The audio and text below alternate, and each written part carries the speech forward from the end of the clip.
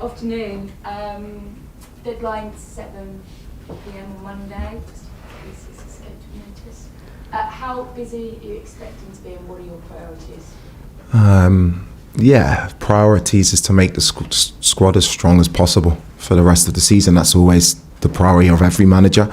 I've been around long enough to know that things can change very, very quickly in the January market. I know the guys are working really, really hard to stay on top of things in terms of information, in terms of what's out there, in terms of who's interested in our players. Things change very quickly, and it's about us just being prepared for any development. Making it better, your squad. I don't expect you to answer any names, but in terms of priority positions, you have been linked with centre half. Is that? It's a possibility, but it's a possibility when it's January. What area you're looking to strengthen? Every area. I look to strengthen. My job in the transfer market, along with the guys, is to make the squad in every area as strong as it can possibly be. That's not me trying to duck your question in a smart way. No, it's important. Things come up, certain players come up you don't expect to come up, and that can strengthen you, whether that's a wide player, whether it's a striker, whether it's a defender. If we see something, I know the guys are willing to do it, that is going to improve the team. I don't want to bring in players for the sake of bringing in players. I want to bring in players that we have a real confidence affect the impact and impact the team. Then we'll look at it. So there's a possibility it could be busy, is that what you're saying? There's a possibility it could be busy. There's a possibility it could be quiet. Right, okay. What about in terms of outgoing? So we know that Sterling is no longer with the club, and obviously Disassi was part of that so-called bomb squad as well. What's the progress on him? Are you expecting him to move on? Because clearly we understand that there was a deal to take him away. Yeah, for Axel, I'm delighted. I don't like the term bomb squad. I don't like it. They're players, they're human beings. So for me, he's been very, very good in training. He's trained with us. I think every player wants the opportunity to go and play football. That's why they do it. So if anything comes up for Axel that's interesting for him and his career, then we'll look at it. Is he close to going? Not at the moment. Not at the moment. And in terms of some of your younger players, I mean, you've seen the benefit of Strasbourg of having those players on loan to sort of find their feet elsewhere. So we've got sort of Ajimpong, George, and maybe Gu. Any of those guys that haven't played an awful lot under you, are you looking at maybe sending those out on loan? Because I guess... No, it does. You look at each player in the individual. As an individual, what's right for their career. So Mark, he's at the moment, Liam and Zhao are playing really, really well, but we need cover in that area of the pitch, and Mark was fantastic for me against Arsenal. Tyreek, unfortunately for him, hasn't had many minutes, so it's a different individual situation for him. Josh is an outstanding player. I want Josh with me. So they're all individual things. You can't put the three of them together. Okay, and just finally for me then, a little bit of team news, and we've managed to get through the first 5 minutes without a Cole Palmer question. It's good. So, how did he come through the 45 minutes, and when do you feel that you might start getting a 90 out of him? Well, I think how he came through with 2 assists and an outstanding performance. But I mean afterwards, in terms of reaction to whether or not he's absolutely fine. Go again, and can you start getting 90 out of him? Because I'm sure that's what he wants. That's what he wants. That's what I want. But yeah, he's available to start tomorrow. So really, really happy about that. Like any player being available to start. I want to make sure the players, when Cole or Romeo Lavia or Enzo Fernandez is at the top level, they're top players, and we want to make sure they're at their top level. And I think Cole showed really good signs of that on Wednesday night. He's happy after? He's always happy. Thanks, Gail. For Charlie. Hi, Liam. Hi. You just mentioned Enzo Fernandez. It will be nearly 3 years to the day that Chelsea signed him this weekend. You mentioned he is a top player when he's fully fit. How much better of a player do you think he can get? It's a great question. He's already an outstanding, world-class player. He's not surprised me, but it's been amazing to get to know him. He's a winner. Obviously, he's done incredible things already in his young career, but you can understand why, because his standards, his habits in training, he wants to learn, he asks tactical questions. That's why he is the player that he is, and that's the reason why he'll keep improving. And while I'm here, I'm really excited to see what we can get out of him, because he's a magnificent guy and a top player. There's a lovely moment between you and Charles Pedro after the Napoli win, caught on camera. You were doing the interview with Chelsea TV, and then you come up behind him and you said, Gaffer's great, and it's a nice moment. He has to be fair, to stay in the team. It was just a nice moment that perhaps fans will get to How would you describe your connection with the players a couple of weeks in it, and what would you say has been the best part of this job so far? It's probably better to ask them what they think of me.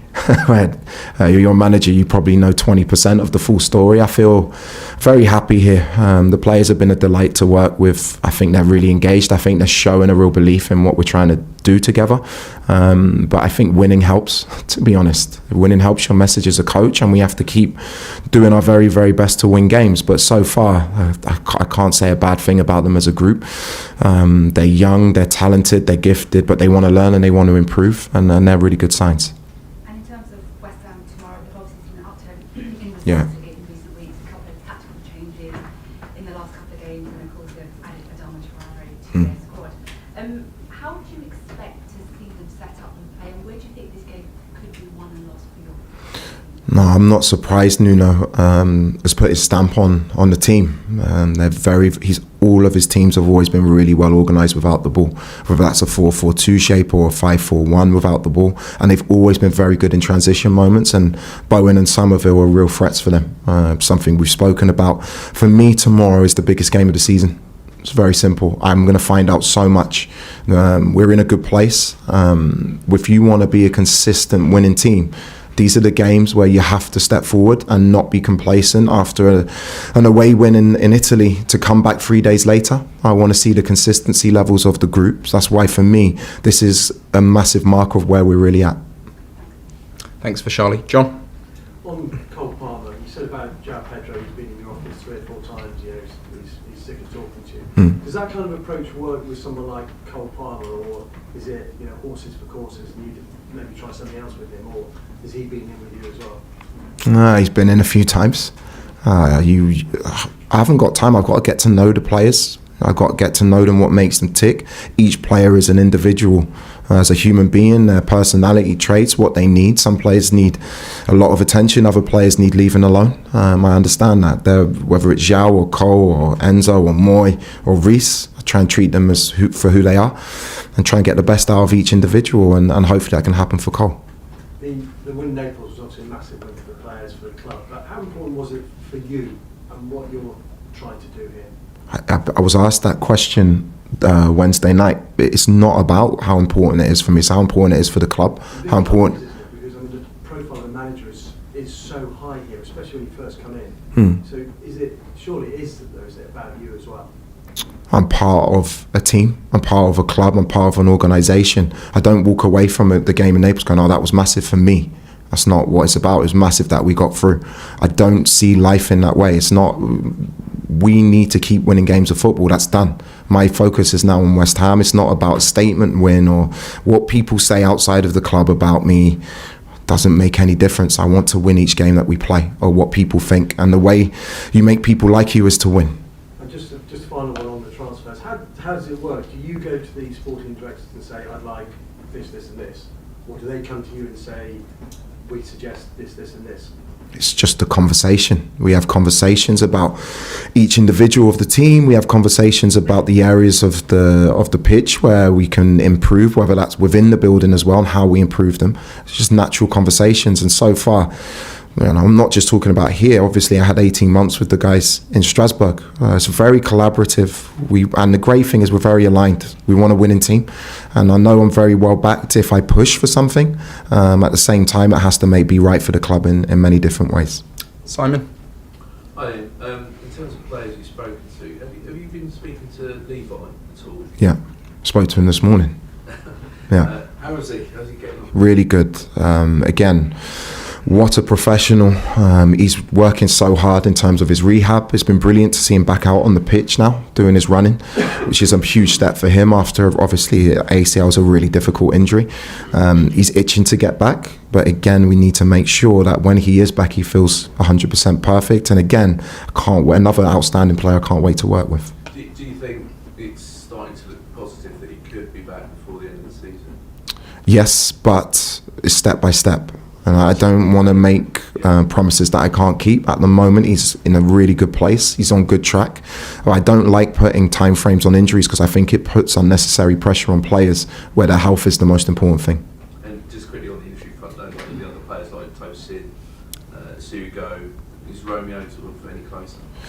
They're all getting closer day by day. Tosin and Romeo. Tosin was back out on the pitch today doing his individual rehab. Romeo's in a really, really good place, and we have to just make sure this last stage of his rehab is really, really good. And Daria's obviously a little bit further behind.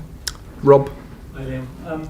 With João Pedro, you've said he's been spending a lot of time in the office with you. Can you tell us a bit more about what sort of things you've been helping him with, or what you would like to see more from him then? And because he's been maybe one of the most improved players.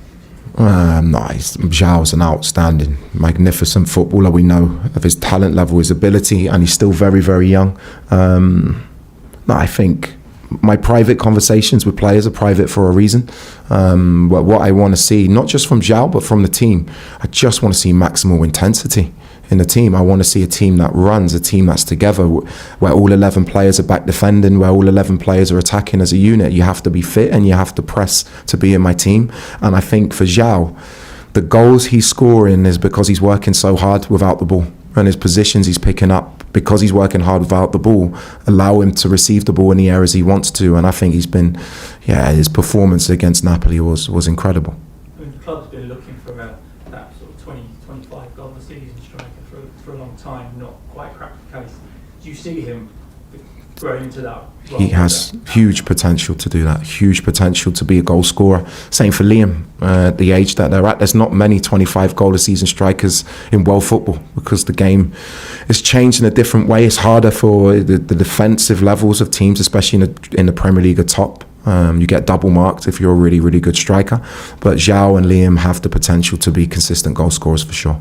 And we'll finish this section with Martin. Hi Liam. And your predecessor sat in that chair and told me quite categorically towards the end of his time here that he would never use the long throw. Do you have a view on it? Should I expect in my commentary tomorrow to see somebody hurling the ball at the box? Chelsea won an FA Cup in 1970, scoring from a long throw. Been around a long time. Hasn't been around at Stamford Bridge very much recently. Well, I think I need to find someone in my squad who can throw it long first, judging from training. No, my job. You don't have an anti-feeling about it. No, football. The beautiful thing about football, you can play in so many different ways. There's no right or wrong way. Every team has their own way of playing. Every coach has his own idea. But for me, I just want to help the team win. If it comes from a long throw, great. If it doesn't, great. But we win. So I'm not going to rule anything out. But like I said, I haven't seen any of our players be able to throw it more than 10 yards so far.